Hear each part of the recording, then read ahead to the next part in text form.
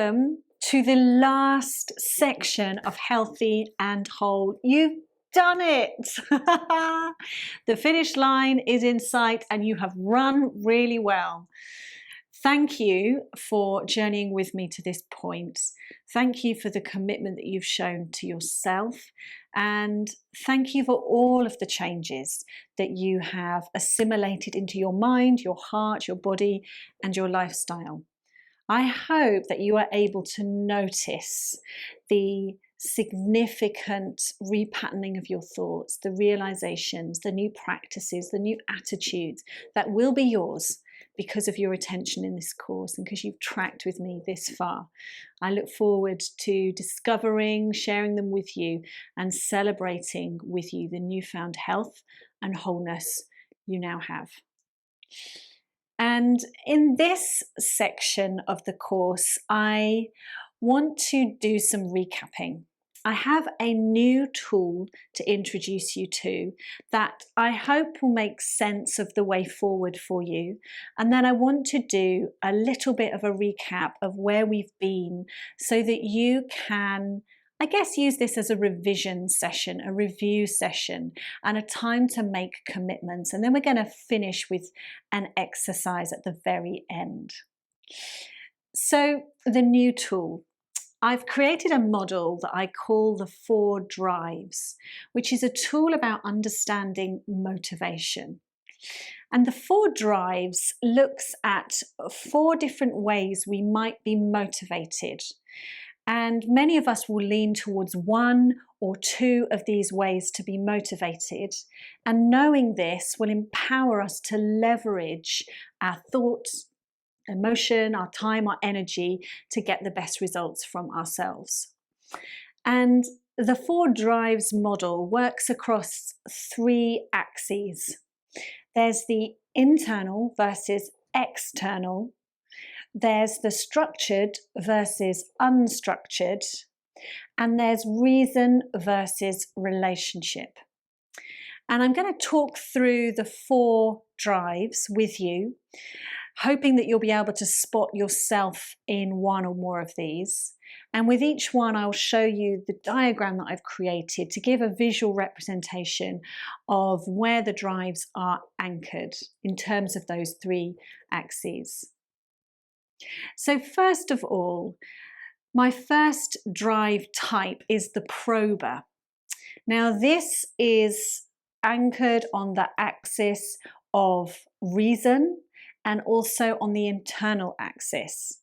So this is somebody who really values their internal compass for rightness and integrity when making decisions and becoming motivated.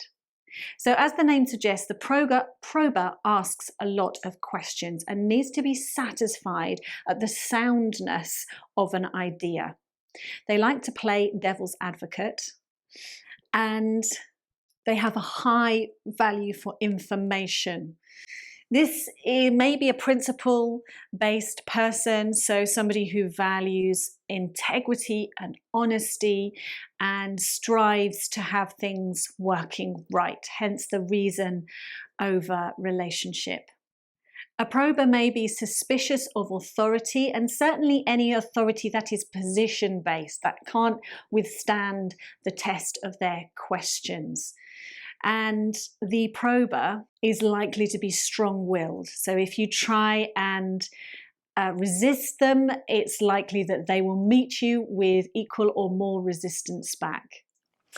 My husband is a prober, and understanding that when he gives me the Spanish Inquisition about why I want things a certain way at home, that he is wanting to satisfy his inner sense of efficiency and inner sense of integrity, and that I should see his questions as a sign of engagement rather than as a sign of criticism, which is what I often tend to do. So in order to move on and in order to engage this really valuable motivation, a questioner's key insight is clarity. So becoming clear mentally and emotionally on why you do the things you do will be absolutely critical to moving forward. The next of the 4 drives is what I've called the obliger. Now, the obliger is happy with the external and relational focuses of the axes, and also tends to be structured in the way he or she outworks it. So for the obliger then, some of the key distinctives and some of the ways you might recognize this in yourself is that the obliger is quite willing to be motivated both externally and internally. They place a high value on their commitments. They like deadlines, so they'll be motivated if you tell them something needs to be done by a certain time. They're keen on accountability and structure, and they're willing to go the extra mile. These people make fantastic team players and responsive leaders. And the key strategy for an obliger is accountability. So if you set up an accountability relationship with somebody else, you are going to be motivated to achieve what it is you agree together because of your obliger tendencies. Next on my 4 drives is the innovator. Now, the innovator is definitely unstructured in their preferences and tends to be more internally motivated. The innovator will push back on external expectations, but also will resist inner expectations too. It's more of a tricky one to deal with. The innovator values self-expression and acts from a sense of mission. They like a challenge, and they need to have consistency with what they hold as values at the deepest level. He or she likes lots of autonomy, so don't put them on a tight leash, don't try to control them.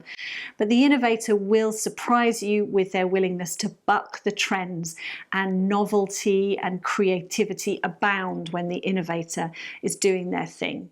So the key strategy, if you are an innovator in your drive type, is identity. It's knowing who you really are. It's getting really intimate and close up to your inner motivations, because it's only out of behaving naturally from who you are that you will find you can unlock that motivation. If the motivation comes externally or is impressed upon you or lacks authenticity with who you are, you will just find that you resist rather than you're empowered by it. And then lastly, the 4th drive is our preserver. Now, the preserver is a bit of a multitasker, can do across the board, is incentivized by both internal and external. He pretty much ticks all the boxes. It's not difficult to get a preserver motivated. They tend to value follow-through and consistency. They tend to like things to be pinned down, and so a key strategy for a preserver is schedule. Define it, set expectations, and communicate the expectations clearly. You will be self-starting and self-directed. It will be easy for you to be left to your own devices, and you will stick to the plan and be motivated to finish. Also can sometimes be thorough, so attention to detail and liking to dot the I's and cross the T's.